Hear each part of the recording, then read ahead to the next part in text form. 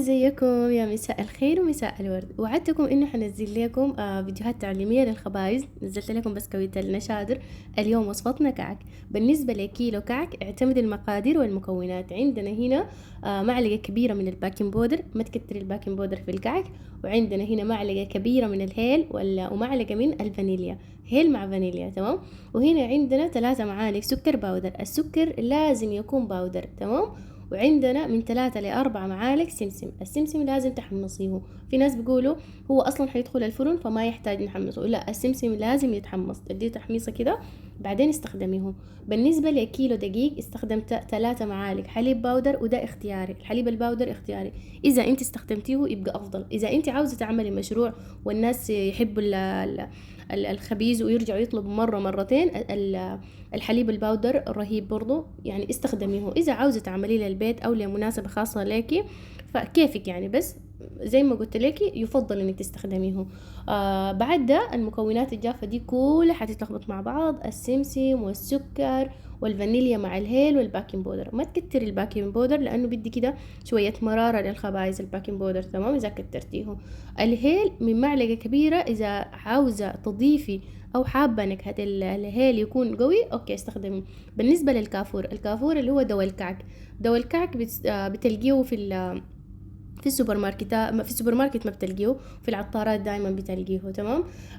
انا ما بستخدم دواء الكعك صراحه، لانه اغلب البنات اللي بيطلبوا مني بيقولوا من غير دواء الكعك، فالهيل بكفي. بالنسبه للسمن، السمن لازم يكون حار. لكيلو من الكعك شفتي كوباية العصير تمليهم سمن، السمن لازم يكون حار، يعني حار ما بارد، تمام. انا ما قاعد استخدم زيت. اذا انت حابة تستخدمي الزيت او حابة تضيفي زيت ممكن تستخدمي نص من الزيت. بعد ده كمية السمن بيفرق من نوع، من دقيق لدقيق. يعني انا مثلا استخدمت كوبايتين، انت ممكن تستخدمي كوبايتين ونص. ليه؟ لانه نوع الدقيق، في دقيق بتلمى سريع وفي دقيق لا، عشان كده انت دايما ابدي ب2 وخلي عندك احتياطي زيادة، تمام. الاحتياطي الزيادة ممكن تضيفي زيت. بعد ده في ناس بيلموا الكعك بال اللهم صل وسلم على رسول الله بالقشطة، في ناس بالزبادي. انا بفضل انك انت تلميه بحليب. يعني في الكيلو بتستخدمي زي مثلا ربع كوباية العصير، ربعه اللي هو بتستخدميه حليب سائل. الزبادي ما حبيت، انا ما حبيت. القشطة ما حبيت. وكمان في الفيديو ده انا عامله لكم طريقة الكعك بالسمن، الفرق بين الكعك بالسمن وبالزبدة، تمام. بعد ده تقطعيه وتدخليه الفرن. انا الفرن دايما قاعده اشغل الفوق والتحت مع بعض بدرجه حراره 230. ما بياخد اقل من 10 دقائق، يعني ما بياخد اقل الا يكون اكتر على حسب نوع الفرن. شكلتهم بالطريقه دي ودخلتهم الفرن. بالنسبه بعد ما جربت كعك الزبده، لانه كان طلبيه لوحده هي عاوزه بالزبده، استخدمت في الكيلو 400 جرام زبده. في ناس الزبده ممكن من غير، يعني بدرجه حراره الغرفه يضربوه بالمضرب وتستخدميه. انا عملت شنو؟ سخنته عديل، سخنته زيه وزي السمن استخدمته، فلميته بشوية حليب مع قشطة. طيب الافضل شنو؟ الافضل والفرق بين كعك الزبدة وكعك السمن انه كعك السمن بيكون هش وريحة السمن احلى في الكعك من الزبدة. دي هي طالبة، عشان هي طالبة بالزبدة انا عملت لها بالزبدة.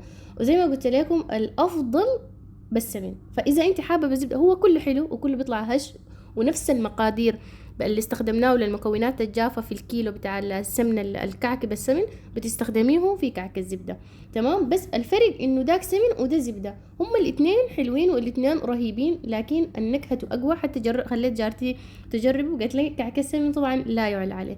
فاذا انت عاوزة تعملي مشروع الكعك، يعني ما بس للأعياد، بس الكعك للولادة، الكعك للمناسبات، فبتقدري تعملي وتعتمدي الطريقة دي وبيطلع معاك رهيب ما شاء الله تبارك الرحمن. دي كانت طلبية لولادة، خلصت ليها تاني يوم قالت الضيوف اللي كانوا معاها عجبهم وطلبوا تاني كعك. فاعتمدي إذا انت حابة تعملي كعك لمشروع ينفعك وينفع أولادك. ده كان كعك الزبدة صراحة رهيب، أنا عجبني برضو. بس كعك السمن زي ما قلت لكم نكهته أقوى. طيب بالنسبة للسكر، في ناس بيضيفوا النشا، بيقولوا ما بيخلي الكعك يعني زيت او السكر يكون شارب السمن. انا بستخدم في السكر الباودر شويه من الهيل وشويه كمان من الفانيليا. ما قاعد ابخل عليكم باي معلومه، لانه الرزق عند رب العالمين، فانت اسعي لرزقك، والارزاق مقسمه من ربنا يعني.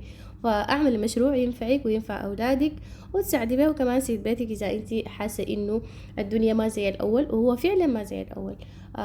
ده وصفتنا اليوم. حنزل لكم برضو وصفة الغريبة إن شاء الله، ووصفة البيتي فور.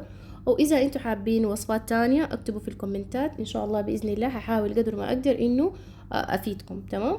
اعتمدوا الطريقة واعتمدوا الوصفة، والسكر ما تسكر الكعك في نفس اليوم، الكعك لازم يتسكر اليوم التاني. تمام. لو سكرتيه نفس اليوم لأنه بتشرب. وزي ما قلت لكم السكر برضو أديه منكهات، مثلا فانيليا، هيل، وممكن كمان ظرف من دريم ويب، النكهات اللي انتم بتحبوها. لكن اذا على المشروع اعتمدوا الهيل والفانيليا. اتمنى اكون فدتكم. في امان الله.